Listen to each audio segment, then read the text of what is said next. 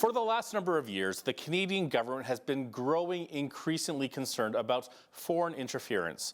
Are our politicians, our military, our education system, and business communities at risk? Joining us to discuss this is David Leis. He is the president of the Frontier Centre for Public Policy and the host of the podcast and television program, Leaders on the Frontier. David, it's great to have you back with us. Good to be here. Now, first of all, for anyone who is unsure of what we're speaking of, can you just give us a working definition of what foreign interference entails? Well, foreign interference is really multifaceted. It really involves the unlawful and inappropriate involvement of foreign powers within the affairs, both domestic and internationally, with Canada. It both undermines our standard of living and also our sovereignty. So it's really quite complex and multifaceted in this country. And we usually hear like the word foreign interference tossed around a lot around election time. And usually nations like China, Russia, and Iran are labeled as some of the most likely nations to interfere with Canada's affairs. How do they do this in the political realm? Like, are they trying to influence the outcome of elections and nomination contests? Well, that's certainly one form, is the undermining of the democratic process. And there's certainly many examples of that, whether it's all kinds of financial contributions to candidates or parties that they favor. And of course, some of that is very lawful, but others are certainly in the gray zone where it is so totally inappropriate. And I'll just give you one example. Some political parties allow nominations to occur for candidates, and if you vote, you don't have to be a citizen. So there's various groups and organizations that have mobilized and exploited that kind of weakness to ensure that their candidates or preferred policies are nominated. Wow, interesting. And so is there any evidence that Canada or other nations have actually been compromised to the point that elected officials are actively trying to undermine their nation in order to benefit China? Mhm. I'd have to be very specific about that. So I think the short answer is yes, this has occurred. Hmm. But I think what we need to do is realize that this is just the tip of the iceberg of larger points of influence that is being waged on our country in particular contexts, both geopolitical, but also in the form of what's called asymmetrical warfare. So what we need to do is realize that this is going on and wake up and become better informed about this and frankly demand change. And so this is a very concerning issue because it affects not only our standard of living, but quite frankly, whether Canada will be a sovereign country. And we Wow. need to be not naive to this reality. Now, two former Canadian senators, Yuen Pao Wu and Victor O, have launched a new organization called Canadians United Against Modern Exclusion, which states that its mission is to, quote, defend Canadians whose rights and freedoms have been compromised because of false or exaggerated claims of foreign interference. Now, if I remember correctly, weren't both of these senators at one point being investigated by CSIS regarding foreign interference? Yeah, indeed. This case really begs a lot of questions about what really is the intention of this exercise. I can't speak to it specifically because I don't know the specifics of the organization or what their objectives are. But what I do know is that we need to be able to look at these issues with facts and evidence and be able to not shy away from difficult questions. And that's frankly that we have different elected officials that are vulnerable to influence. And this isn't just them, it's across all facets of our society. And I have seen this. So we need to be able to wake up to that reality. So is it possible that the senators are correct and that CSIS or the federal governments are overreacting and are being harassed unnecessarily?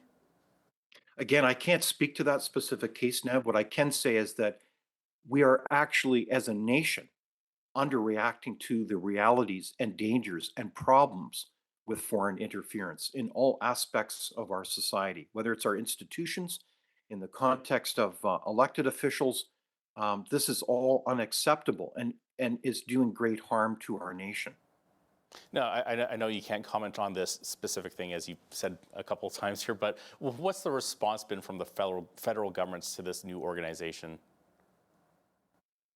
Well, I think Um, you know what? I don't know that one specifically, Nav. I can't Okay. speak to that issue, but I think that we have a challenge, and that is that one of the aspects to foreign interference is raising the level of information and facts and evidence regarding what is actually happening in this country. And as you recall, the other year we had a inquiry into foreign electoral interference. And that came about for many reasons, not the least of which the general public became alarmed and concerned regarding this issue.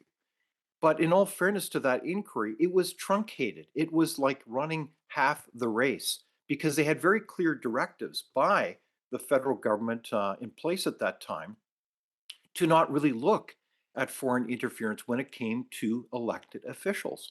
And I think this is part of the serious questions should be asked. Why was that mandate truncated? Why were they hobbled and not able to look at all the issues and reveal that to the public? And I think that's a problem.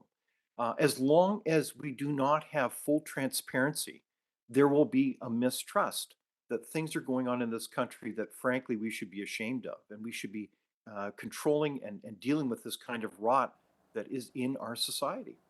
So let's put our macro lens back onto the issue of foreign interference. How do countries like China try to interfere with our business and technology communities? I mean, does this draw a line to the 2023 Chinese balloon incident or privacy concerns with the data harvested from the TikTok app despite its popularity? Mhm. Yeah, no, it's a very good question. Foreign interference happens through dozens of tactics and strategies, and this is where we need to realize that in the case of in the case of China, they would self-describe themselves at a war with the West, including Canada. Wow. And how do we know this? Because if you monitor Chinese publications, they state this, and the actions reflect this. So the actions are, again, multifaceted from intelligence gathering, both with personnel in our country, the still the existence of Chinese police stations within our country. Those are well documented as they seek to both gather information but also intimidate Chinese nationals. We also have a situation where the balloon, high level intelligence balloon that was floating over North America, including Canada, raises disturbing questions around their efforts to both gather information, particularly over military installations.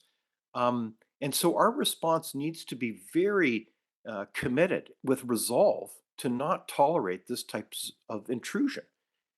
People probably don't realize this, but China enables thousands of cyber attacks on Canada every year as it seeks to gather information and intrude with all kinds of organizations. We also have the whole issue of disinformation on all kinds of issues that really seek to divide our country and to undermine our morale.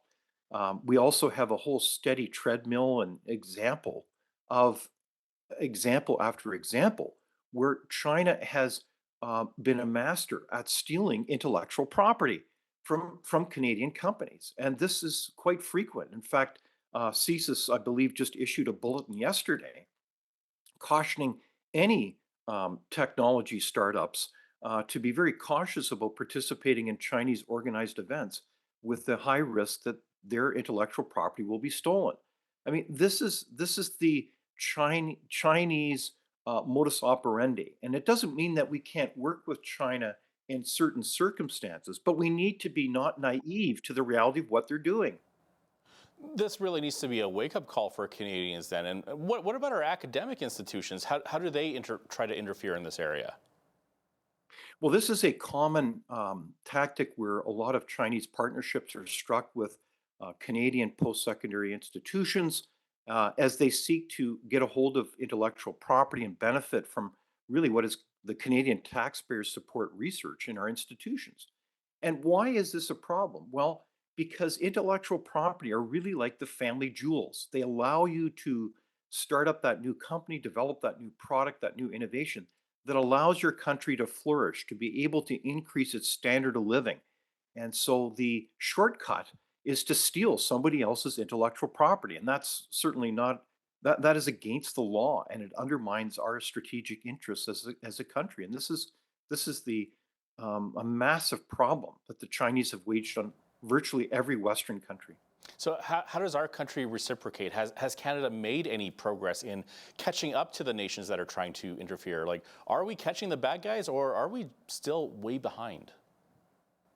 In my humble opinion, we actually are far behind. In fact, we're enabling it.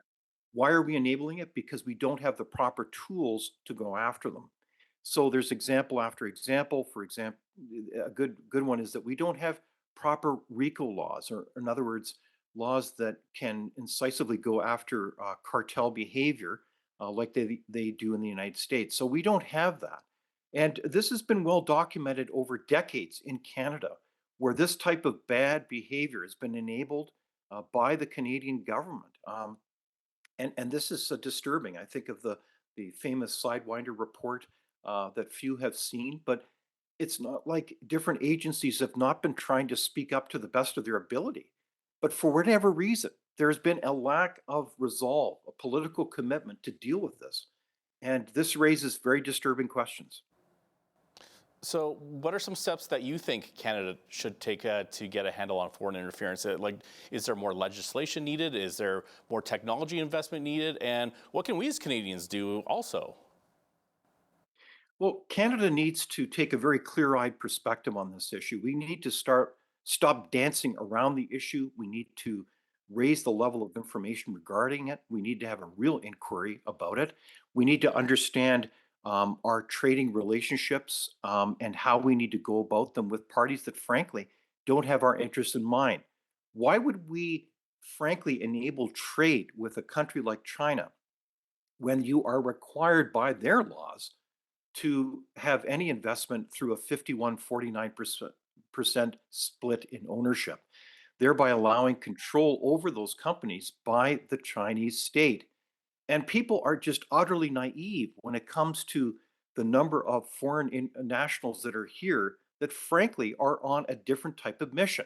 And I think after example is proven by that, including the presence of scientists who were spies in our national lab in Winnipeg. This is well documented. There's a report, you can read it, it's open source, you can read it online, that shows the naivete and, frankly, um, it's not sure if it's incompetence or something else. But these raise disturbing questions about our lack of security and knowledge about these types of foreign actors that are right among us. So this is not a sound to be paranoid. No, this is a sound to be clear-eyed about these risks and issues. And why does it matter? Because if we can't deal with this, we have problems not only when it comes to our democracy, but we also have challenges that undermine our standard of living and our ability to compete in the world. And moreover, this raises, frankly, full questions about our long term ability to maintain our Canadian sovereignty. I think disturbing is the right word to say in all of this, David. David Leis is the president of the Frontier Centre for Public Policy. David, thank you so much for your time today. Thank you. It's been good to be with you.